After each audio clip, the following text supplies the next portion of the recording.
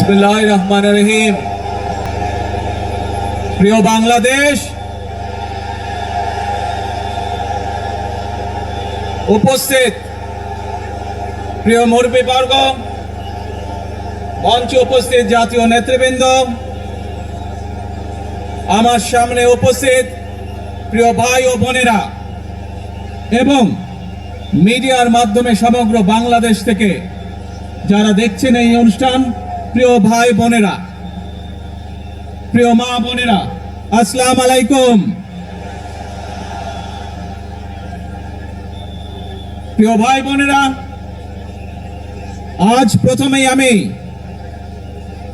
রব্বুল আলামিনের দরবারে হাজারো লক্ষ কোটি শুকরিয়া জানাতে চাই। রব্বুল আলামিনের অশেষ রহমতে আজ আমি আমার প্রিয় মাতৃভূমিতে ফিরে আসতে পেরেছি আপনাদের দোয়ায়,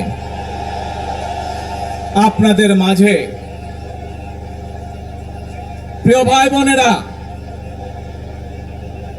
আমাদের এই প্রিয় মাতৃভূমি 1971 সালে লাখো শহীদের রক্তের বিনিময়ে অর্জিত হয়েছিল।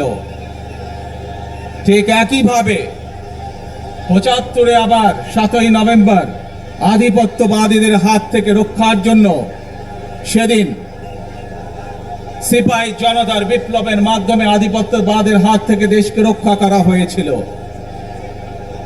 একইভাবে পরবর্তীতে 90-এর স্বৈরাচারের বিরুদ্ধে এদেশের জনগণ, এদেশের খেটে খাওয়া মানুষ তাদের গণতান্ত্রিক অধিকারকে ছিনিয়ে এনেছিল। কিন্তু তারপরেও ষড়যন্ত্রকারীদের ষড়যন্ত্র থেমে থাকেনি।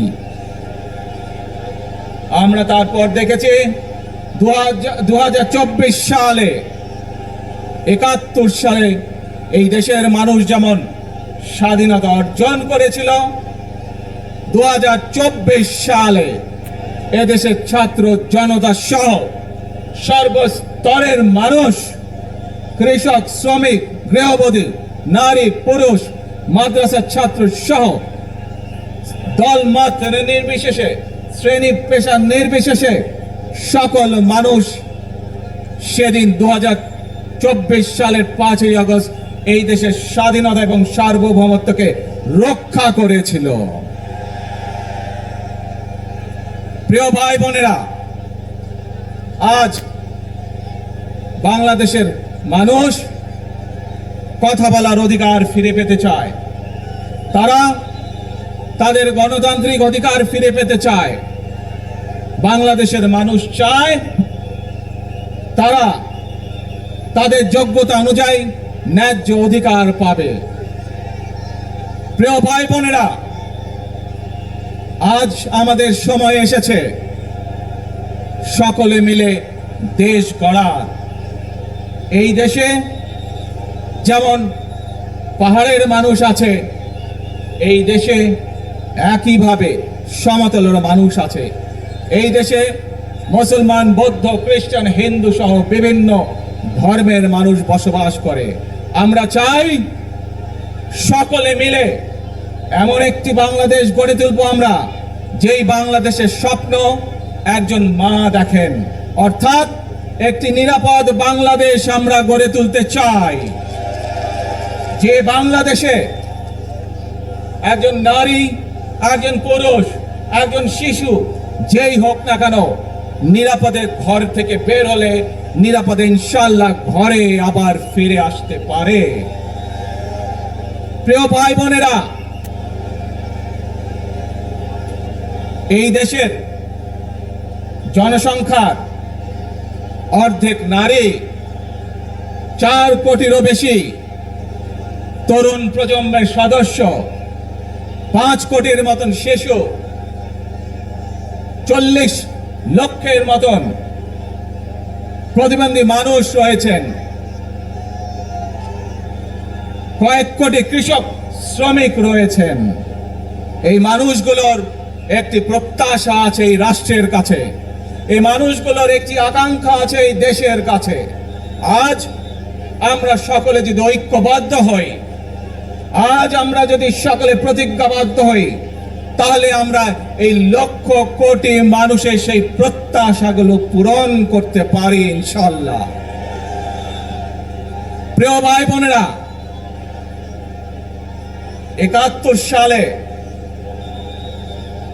আমাদের শহীদরা নিজের জীবন উৎসর্গ করেছিলেন এই রকম একটি বাংলাদেশ গঠনের জন্য। বিগত ১৫ বছর স্বৈরাচারের বিরুদ্ধে শত শত হাজারো গুম খুনের শিকার হয়েছে শুধু রাজনৈতিক দলের সদস্য নয়, নিরীহ মানুষের প্রতিবাদ করতে গিয়ে অত্যাচার নির্যাতনের শিকার হয়েছে, জীবন দিয়েছে। ২০২৪ সাল মাত্র সেদিনের ঘটনা। কিভাবে আমরা দেখেছি আমাদের তরুণ প্রজন্মের সদস্যরা কিভাবে নিজের জীবন উৎসর্গ করেছে দেশের এই স্বাধীনতা এবং সার্বভৌমত্বকে রক্ষা করার জন্য। প্রিয় ভাই বোনেরা, কয়েকদিন আগে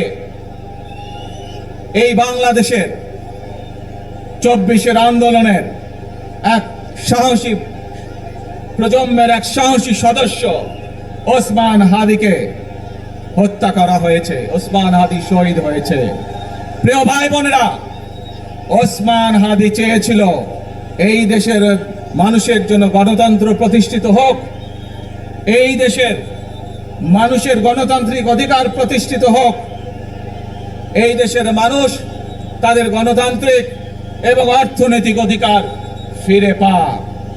আজ ২৪ আন্দোলনে যারা শহীদ হয়েছেন, ওসমান হাদি সহ ৭১ যারা শহীদ হয়েছেন, বিগত স্বৈরাচারের সময় বিভিন্নভাবে খুন গুমের শিকার হয়েছেন, এই মানুষগুলোর রক্তের ঋণ যদি শোধ করতে হয়, আসুন আমরা আমাদের সেই প্রত্যাশিত বাংলাদেশ গড়ে তুলব, যেখানে আমরা সকলে মিলে কাজ করব, যেখানে আমরা সকলে মিলে আমাদের প্রত্যাশিত বাংলাদেশকে গড়ে তুলব।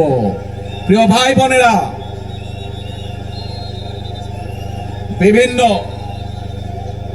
আধিপত্যবাদ শক্তির গুপ্তচরেরা বিভিন্নভাবে ষড়যন্ত্রে এখন লিপ্ত রয়েছে।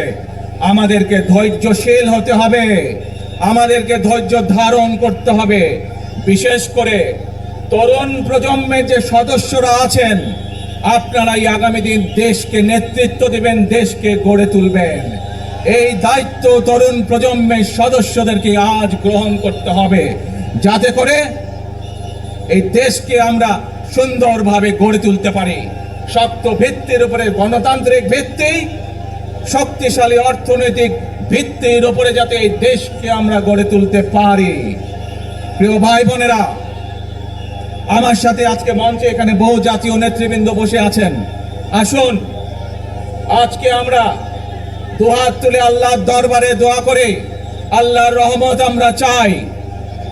যে সকল জাতীয় নেতৃবৃন্দ এই মঞ্চে আছেন, মঞ্চের বাইরে যে সকল জাতীয় আরো নেতৃবৃন্দ আছেন, আমরা সকলে মিলে এই দেশকে নেতৃত্ব দিয়ে আমাদের বাংলাদেশের জনগণের প্রত্যাশিত সেই বাংলাদেশকে আমরা গড়ে তুলতে চাই। আমাদেরকে যে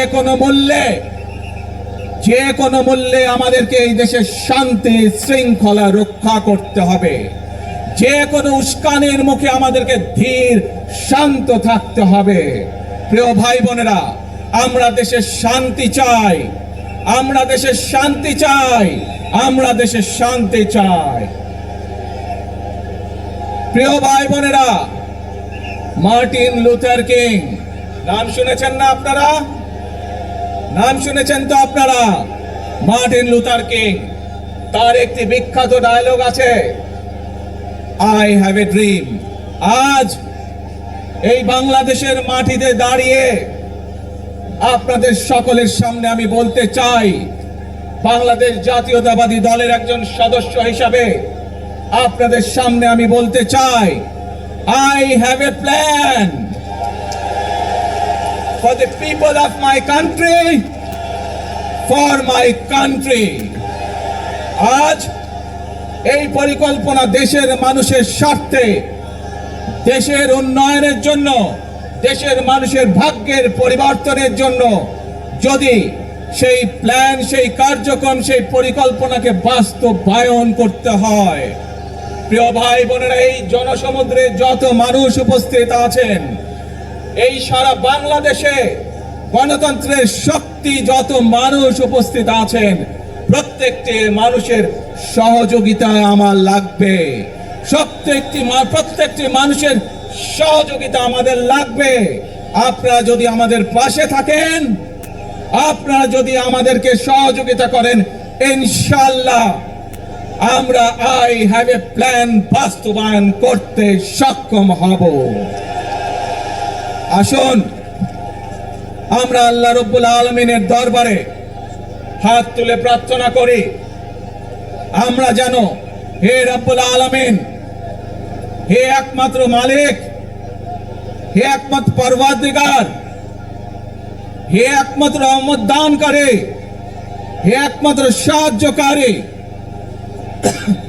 আজ আপনি যদি আমাদেরকে রহমত দেন, তাহলে আমরা এই দেশের মানুষ কঠোর পরিশ্রম করার মাধ্যমে আমাদের প্রত্যাশিত বাংলাদেশকে গড়ে তুলতে পারবো। আজ যদি আল্লাহর রহমত এই দেশ এবং এই দেশের মানুষের পক্ষে থাকে, আল্লাহর সাহায্য, আল্লাহর দয়া এই দেশের মানুষের উপরে, এই দেশের উপরে থাকে, ইনশাআল্লাহ আমরা আমাদের প্রত্যাশিত বাংলাদেশ গড়ে তুলতে সক্ষম হব। প্রিয় ভাই বোনেরা, আজ আসুন আমরা সকলে মিলে প্রতিজ্ঞা করি, আমরা সকলে মিলে প্রতিজ্ঞা করি যে ইনশাআল্লাহ আগামী দিনে দেশ পরিচালনার দায়িত্বে যারা আসবে, আমরা সকলে নবী করিম সাল্লাল্লাহু আলাইহি সাল্লামের যে ন্যায়পরায়ণতা, সেই ন্যায়পরায়ণতার আলোকে আমরা দেশ পরিচালনার সর্বোচ্চ চেষ্টা করব। প্রিয় ভাই বোনেরা, আজ আপনারা জানেন এখান থেকে আমি আমার মা দেশনেত্রী খালেদা জিয়ার কাছে যাব। এই একটি মানুষ, যে মানুষটি এই দেশের মাটি, এই দেশের মানুষকে নিজের জীবনের থেকেও বেশি ভালোবেসেছেন। তার সাথে কি হয়েছে আপনারা প্রত্যেকটি মানুষ সে সম্পর্কে অবগত আছেন। সন্তান হিসাবে আপনাদের কাছে আমি চাইবো, আজ আল্লাহর দরবারে আপনারা দোয়া করবেন যাতে আল্লাহ ওনাকে তৌফিক দেন, উনি যাতে সুস্থ হতে পারেন। প্রিয় ভাই বোনেরা, সন্তান হিসাবে আমার মন আমার মায়ের বিছানার পাশে পড়ে আছে সেই হাসপাতালের ঘরে, কিন্তু সেই মানুষটি যাদের জন্য জীবনকে উৎসর্গ করেছে, অর্থাৎ আপনারা এই মানুষগুলোকে, যাদের জন্য দেশনেত্রী খালেদা জিয়া জীবন উৎসর্গ করেছেন, নিজের জীবন, সেই মানুষগুলোকে আমি কোনোভাবেই ফেলে যেতে পারি না। এবং সেজন্যই আজ হাসপাতালে যাবার আগে আপনাদের প্রতি সহ টেলিভিশনগুলোর মাধ্যমে যারা সমগ্র বাংলাদেশে আমাকে দেখছেন, আপনাদের সকলের কাছে কৃতজ্ঞতা প্রকাশ করার জন্য আজ আমি এখানে দাঁড়িয়েছি আপনাদের সামনে। প্রিয় ভাই বোনেরা, আসুন আমাদেরকে আজকে নিশ্চিত করতে হবে, আমরা যে ধর্মের মানুষ হই, আমরা যে শ্রেণীর মানুষ হই, আমরা যে দলেরই রাজনৈতিক দলের সদস্য হই অথবা একজন নির্দলীয় ব্যক্তি হই, আমাদেরকে নিশ্চিত করতে হবে যে কোনো মূল্যে আমরা আমাদের এই দেশের শান্তি শৃঙ্খলাকে ধরে রাখতে হবে। যে কোনো মূল্যে যে কোনো বিশৃঙ্খলাকে পরিত্যাগ করতে হবে। যে কোনো মূল্যে আমাদেরকে নিশ্চিত করতে হবে যাতে মানুষ নিরাপদ থাকতে পারে।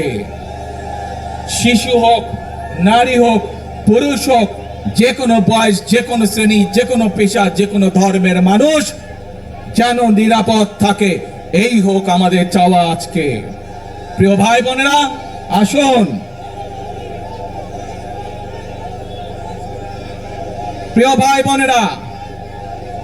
সবাই মিলে আজ আমরা প্রতিজ্ঞাবদ্ধ হই, সবাই মিলে করব কাজ। কে জোরে আরো, সবাই মিলে করব কাজ, গড়ব আমাদের বাংলাদেশ।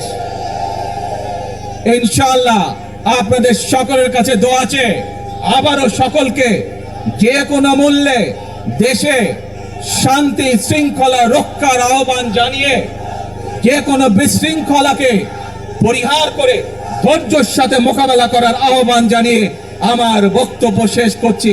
আবারও আপনাদের কাছে কৃতজ্ঞতা প্রকাশ করছি আজকে আমাকে এইভাবে বরণ করে নেওয়ার জন্য। আল্লাহ হাফেজ। বাংলাদেশ জিন্দাবাদ, বাংলাদেশ জাতীয়তাবাদী দল জিন্দাবাদ। আসসালামু আলাইকুম।